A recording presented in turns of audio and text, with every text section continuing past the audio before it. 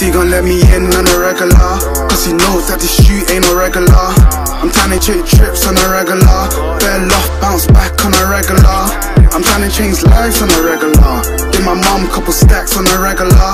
Now my nigga count racks on a regular. All these regulars, but we ain't regular.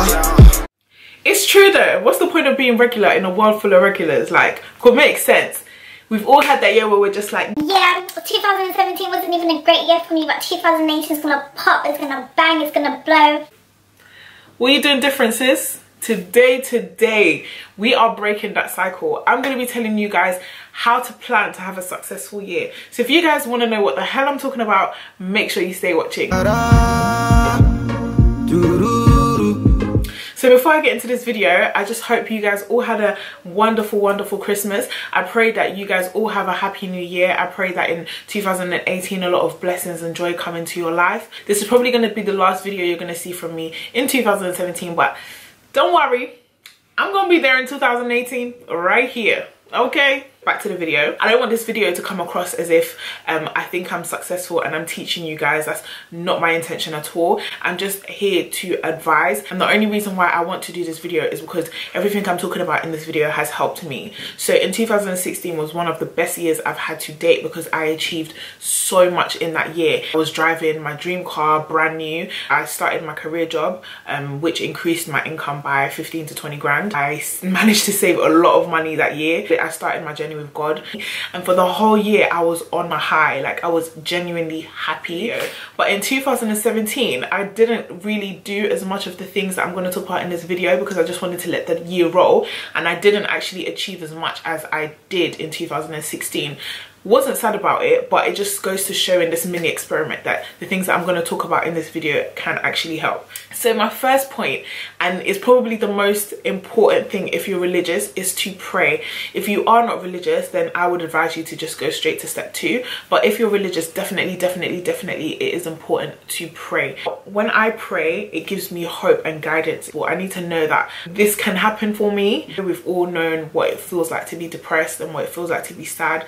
I remember there was a time when I was really sad where, you know, food didn't even help. And I love food. I love it. I love it so much, but I was so down that even food didn't help. It just made me fat.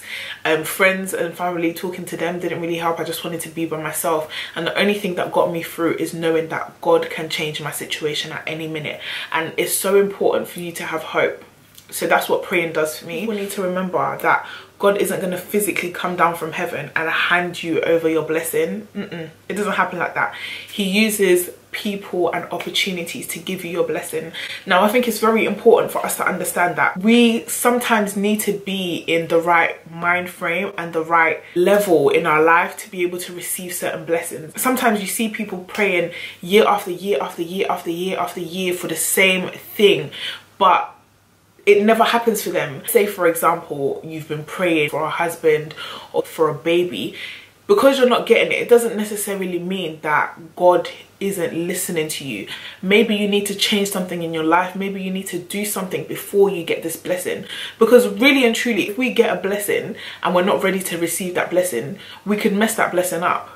So many things can go wrong that it won't be seen as a blessing anymore. Sometimes it's not actually always about praying to God about what you want physically. You'll pray for God to shine light on what it is that you can do to get yourself to the next level, because more time, that's all sometimes you need to do to be able to receive a blessing that you've been waiting for years. You know your blessing is behind this door. Don't always pray that God opens the door. Pray for God to give you the key so that you can open the door yourself, if that kind of makes sense. The second point is sort of linked into the first point, but if you're religious you can also do this, but this is also for people who are not religious. It's about connecting your mind, body and soul and envisioning what you want. So I'm going to name this point speak what you want into existence. But when I say speak, I don't actually mean vocalize what it is that you want. Sometimes this can manifest through a thought. I don't think people really understand how powerful the brain and the mind is. My heart won't beat unless my mind tells it to, unless my brain tells it to, and I'm not fully dead until oxygen stops reaching my brain. That's how powerful the mind is. It's important for us to envision what we want. So that's where the belief is going to come. You need to believe that you have what it is that you're praying for already. Now you can do this by praying, you can, but you can also do this by like meditation. You don't even have to call it meditation. Maybe be in a room by yourself, play some relaxing music and just zone in to the point where you're connected to yourself. You need to be connected to something. You can't just physically say, yeah, I want a Bugatti, and expect it to just turn up. No. You have to really envision yourself. You really have to believe that you have this Bugatti already. You know what I'm saying? On a serious note, if it is a husband that you want, walk around like you have a husband already. If it's money that you want, walk around like you're rich. The fight, when you believe something is yours, the fight to get it is a lot more powerful than when you just fight aimlessly. Let me give you an example. There might be somebody who doesn't tolerate violence, who's opposed to violence, who doesn't believe in violence, who would swear on their life that they will never hit somebody. Let them have children and let anything happen to that child, they'll ride out. I'm talking with pumpies, 4-4s, all of that. The fight when you love something, when you believe in something, when you're passionate about something is very, very, very powerful. So you need to believe that what you want you have already, because the fight that you're going to fight to get it is going to be on another level. It's going to be incredible. And that's what we're trying to do in 2018. We're trying to be powerful. We're trying to make moves and we're trying to elevate ourselves. I like to use this analogy. You can have the most expensive car in the world with the most expensive engine in the world. Without fuel, that car ain't going nowhere. That fuel I'm talking about is your drive, it's your passion, it's your belief. That's what's gonna fuel that car to move. If there's anything you take away from this video, I want you to know that your belief is strong enough to action your thought. I can have a thought, it's my belief that's gonna tell my body, chase it. It's my belief that's gonna tell my body, you can do it. It's my belief that's gonna motivate my body to go out and get it. That's why it's so important not to watch other people and compete or compare yourself with other people, because a lot can happen for somebody in a year and very little can happen to that same person in a year. When you start comparing yourself with other people, you're already setting yourself up to fail. Your thought process is opposed to believing that you can do it. So how the hell do you think you are going to succeed if your brain is telling you can't do something? How the hell do you think you're going to succeed if your mind is telling you you're not good enough to have that thing? There's millions of people doing what I'm doing right now. The people that actually become successful are the people that are doing something different. Now that difference could be the size of a seed, but it's that difference that's making somebody successful and making someone not successful. That little difference is what's making people make millions and what's making people make pennies. Let's take Michael Dapper for example. He's been doing sketches on YouTube way before Man's Not Hot, the single, came out. As soon as that song came out, he's on another level right now. That can happen for you. Believe that. 2018, I want to plan and reflect. I am the most disorganized person ever. So I decided I want to do this with you guys. So hold on. I have this really, really cute notebook that I bought from WH Smith. It has like Think Pretty written on it. It's really, really cute. And y'all know I love pink. I got this diary, and what I want us to do in this diary is basically write down the goals or the things that we want to achieve in 2018, and then I want you to leave some space underneath and I want you to write ways that you can achieve that goal. So for example, if it's a potential bae that you want, I don't know why I keep talking about potential baes, but for example, if it's a potential bae that you want, you would probably put the goal to find potential bae, and then underneath you would put things like, okay, join a dating site, or go out with friends more, network. If your goal is to lose weight, then you would put down sign up for a gym, find a gym partner, buy this DVD, set a specific day in the week to exercise. I'm gonna go ahead and write some things in there now, and I definitely want you guys to do it with me. When you're writing it down, there's two things I want you to do. The first one is please be realistic. Don't be writing that you want a Bugatti and you make 25 grand a year. Stop it. You need to be realistic, okay? That's number one. Number two, I don't want you to tell nobody. Everything you write in here is between you and your diary. Don't tell a soul.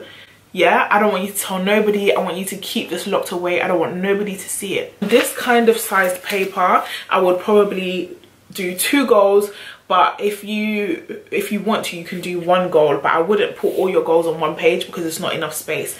And that plan is that in 6 months I'm going to do another video and we're going to reflect. I'm going to use one of my favorite reflective cycles, which does work. So we're going to do a video and we're going to reflect and we're going to see what we've been able to do in the 6 months and action plan what we're going to do for the rest of the 6 months so that we can achieve the rest of the goals. How we're going to do this is I want you guys to look at this diary every week. It's probably better to do it at the end of every week, so maybe like on the weekend. Look at it and pick out goals that you can work, like you can do the next week. For example, if using this potential bae example, if today was a Saturday or a Sunday and I was looking at my diary, I could say, okay, next week let me sign up to Tinder, kind of thing. So every week you're looking at your diary and you're doing 1 thing from this diary the next week, and once you've done it, you're just going to tick it off in your diary. Yeah, it's not a rush, it's not a competition. Like I said, it's just between you and your diary. At the end of the year, I'm definitely going to be telling you guys the goals that I've written and the things that I've achieved and stuff, but it's all about being reflective and planning. Honestly, when you write things down and you follow a structure, you get a lot more things done. This will work. I'm telling you, this will work. The last point is basically sieve through the people around you, sieve through family, friends, the whole lot, mate.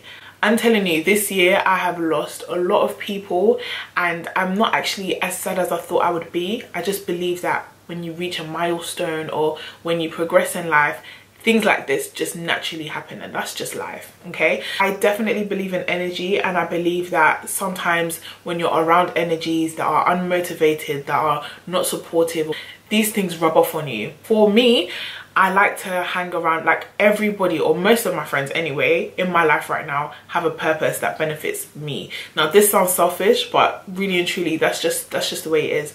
I have a lot of older friends, and I like looking up to them as inspirations because obviously they're older, they've gone through a lot. Most of these women that I'm talking about, they're, you know, trying to get, like, some of them are married, some of them are having kids, and they have successful businesses, they're making money. They're just all around the sort of woman I would want to be when I'm at that age. Or the friends more around my age group, those are the kind of friends that are there, they're great company, they're there to provide, you know, like the jokes, the bands. They're also there for emotional support. They're also there to encourage me, support me, to just be a good listener. And all of my friends are, like, literally beneficial and supportive. They are supportive in me elevating myself, in me progressing. I don't have friends that bring me down currently, and if I do, best believe you're getting dropped ASAP. Even if you just do that one thing, even if you just do that one thing next year, you're going to see your life is going to change dramatically, because the people around you can definitely affect you. And I remember doing this because I was cutting people off massively in 2016, did a few in 2017, and it's an ongoing thing. It's always going to happen. What's the point of having 100 friends and you can only depend on 2? It's stupid. It's a burden. If you don't know, if nobody's going to tell you, I'm going to tell you today.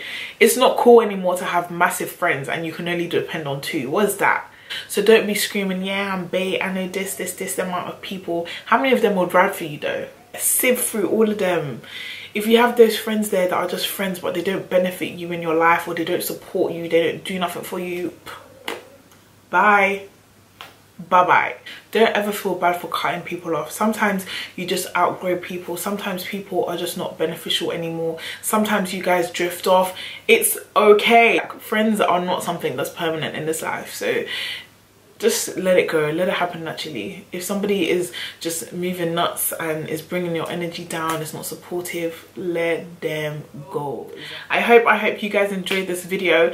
Even if you only do one thing in this video, you will see that your life will change. I really do claim it for you, and I pray that this video has been helpful to at least somebody. I really hope that after 12 months, even 6 months, that I'm getting comments about testimonies, good news, stories. I just want to hear hear good things. I want to hear people progressing. I love it. Please continue to grow my channel, continue to help me, and you can do so by liking, subscribing, commenting, sharing, even telling your friends to watch my videos, taking a picture of you watching my videos on your Snapchat. Little things like that would really be appreciated, and you guys will just be motivating me to make a lot more content. And I will see you guys in 2018. I love you. Mwah, mwah, mwah, mwah.